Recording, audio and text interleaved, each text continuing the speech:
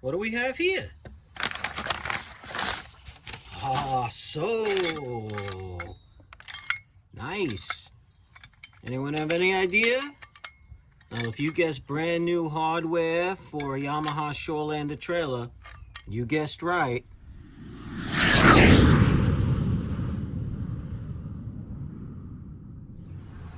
Hey everyone, Captain Leon from Captain Leon's Boating and More, and if you're a saltwater boater and you have a Yamaha Shoreland'r galvanized trailer and 10 years has passed, time to really take a look at what you got going on. My last video we changed the leaf springs, and thank God we did. We saved ourselves from a calamity on the highway. I mean, the thing fell apart in our hands. Today we're looking at the other hardware on the vessel, or I should say on the trailer. I mean, the bunk brackets are rusted on here at the end of last season. Take a look at this. You can see that the pivot bolt holding the bunk is oblong, wobbly, ready to fall out.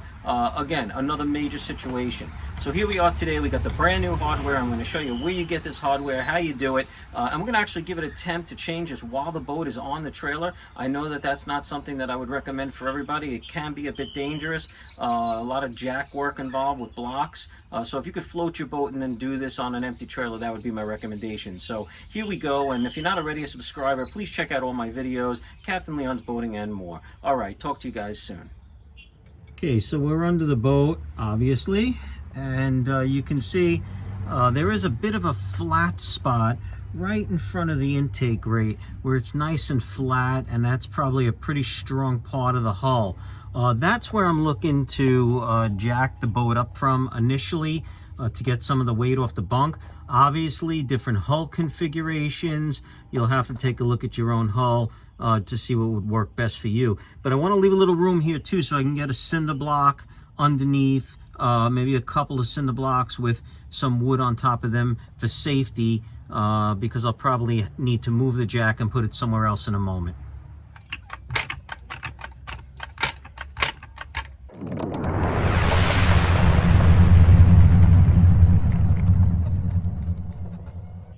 Okay, we've got the boat jacked up now, and as you can see, the boat, this is just my hands here.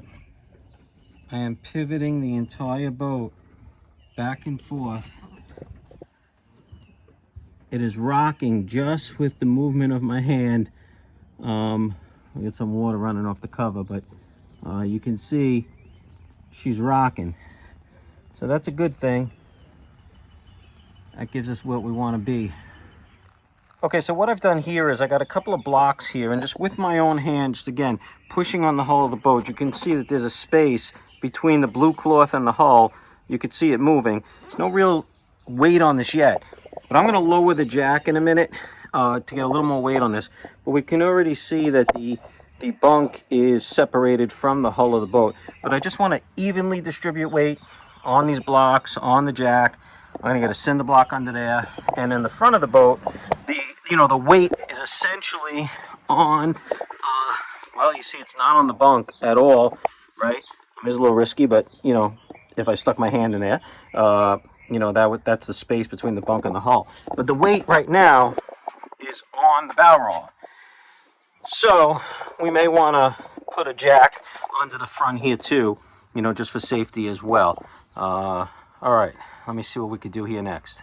Okay, I think I'm feeling the love at this point. The bunk is again completely separated from the boat, and let's look at our safety measures in place. So we have a couple of cinder blocks here with a foam pad underneath the keel in the front.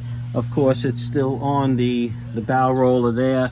When we come around the back, we have our blocks of wood here, which the weight of the boat is pressing on here. I could rock it a little bit, but it gives me comfort knowing that the boat can't tip this way because of the pressures on the trailer. Underneath, of course, we have the jack as we had it under the center flat part of the boat, and now it's just an added measure of safety. I have another jack stand, not a lot of pressure on it, just putting a little pressure up under the ride plate. I don't know if the ride plate's a good place to be putting a lot of pressure, but it's just there just for stability, just to keep the boat from rocking. So I think we're okay. We got it pretty good, and And once again, we're maintaining that separation from the bunk and the boat hull. So we should be able to now be able to rock this bunk, as you can see. And that's what we want to accomplish, to start removing some of these rusty components. Here we go. All right, so we are under the boat, and here's what we're working on. Obviously, these brackets here are pretty long. They're like 11-inch. There was a kit available from the Trailer Parts Superstore that came with everything that you needed. It came with this supporting back bracket. It came with the U-bolt, the nuts, the lock washers, the whole thing. However, this stanchion bracket here that it came with is the shorter ones, the ones that are on the rear of the trailer in the back. I did some measurements, and it looks like, even though the kit came with the shorter ones, if I line it up, we should be good. The bottom hole is perfect to go right underneath the trailer frame. So I just bought their kit with the shorter bracket. I think it's going to be just fine. I don't think it's weakening anything in any way. You know, the weight obviously is pushing straight down. So all good, just a suggestion. So yeah, it's probably a good idea, before you take anything apart, is you want to take some pictures, always get a sense of exactly how everything was. You know, I could see here that the height of this bunk on these brackets, I have 1, 2, 3, 4, and I'm in the 5th hole. I'm in the 5th hole on the starboard side here. So that's good to know. I'm not really concerned so much about the bottom, because this is just an extra long bracket. I think it's also important too that you just make a notation of exactly, right, where everything was, because, you know, you want to be able to just line up the new equipment, the new hardware, exactly where the old hardware was, so that, you know, it worked before, right? It'll work again. So, all right, here we go. Okay, so these bolts are so badly corroded that I don't know if I want to waste my time trying to get them to unscrew. I think they're just gonna kind of fall apart. They're all flaking and coming apart anyway. So I'm just gonna try to put a hacksaw to this, rather reciprocating saw, and that might be the quicker way to get this done. Okay, here goes nothing. And just because Captain Leon's doing it doesn't mean it's safe. Hopefully it is, but please, this is not something I'm going to tell everyone to go out and do. Just, you know, use your own discretion here in what you feel comfortable with. I'm going to start by removing the swivel bracket that the bunk mounts to the galvanized stanchion there.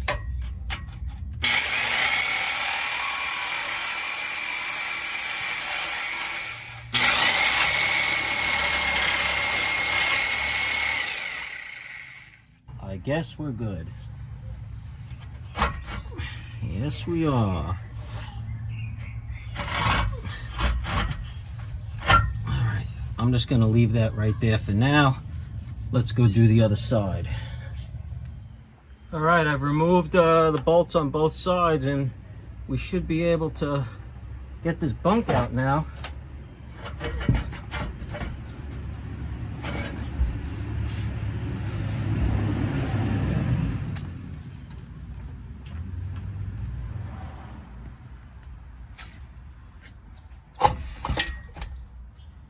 There you have it.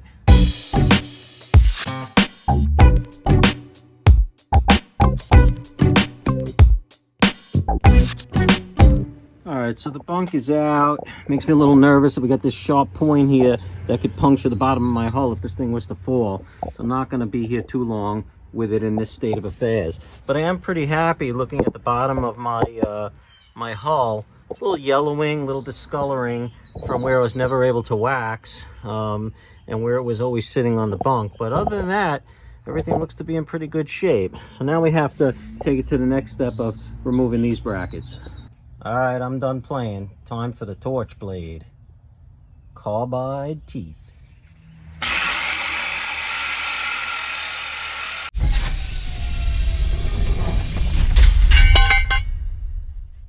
Woo.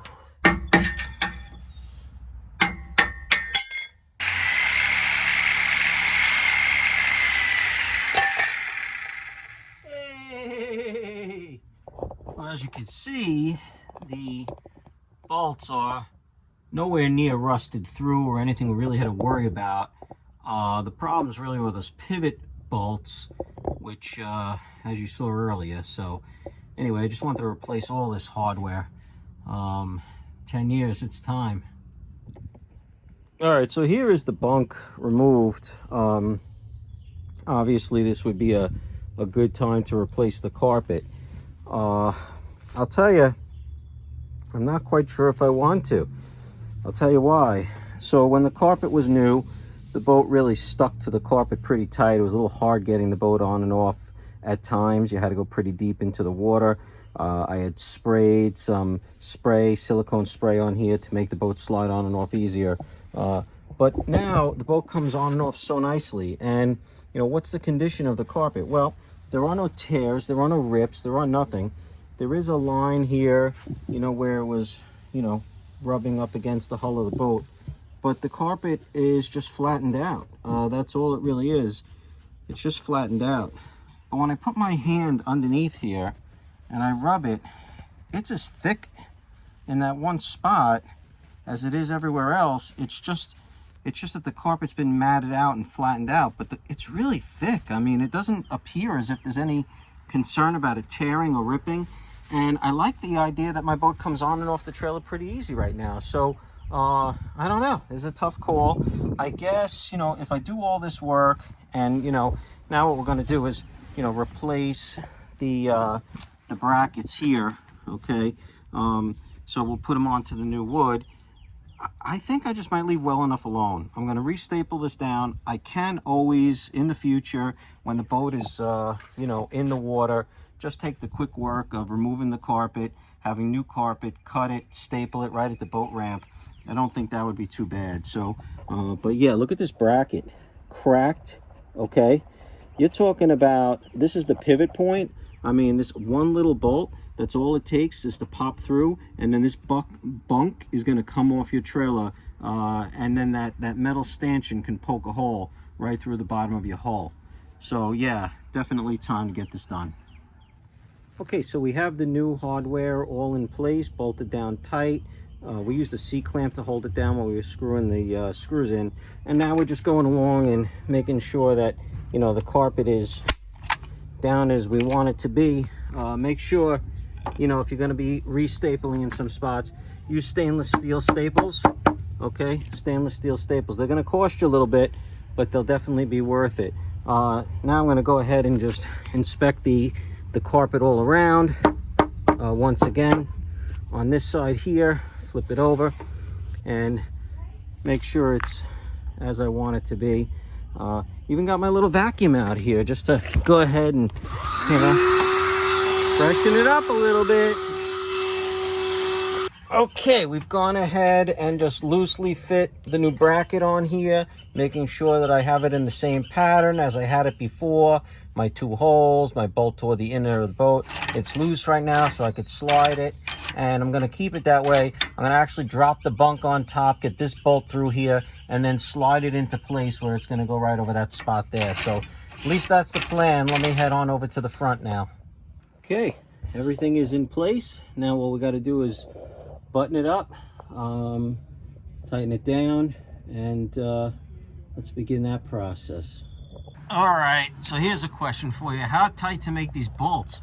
I mean, I took a look at how much thread is coming through the nut on this side as compared to the other side, and I seem to be where I'm at. I mean, I did use my, you know, my gun here to whip them on, but then I stopped and I went ahead and got the old torque wrench out just to see, and I don't know. I mean, you know, I don't want to overdo it, so I think I'll just snug them up a little bit more, and then we'll work on this bolt up here.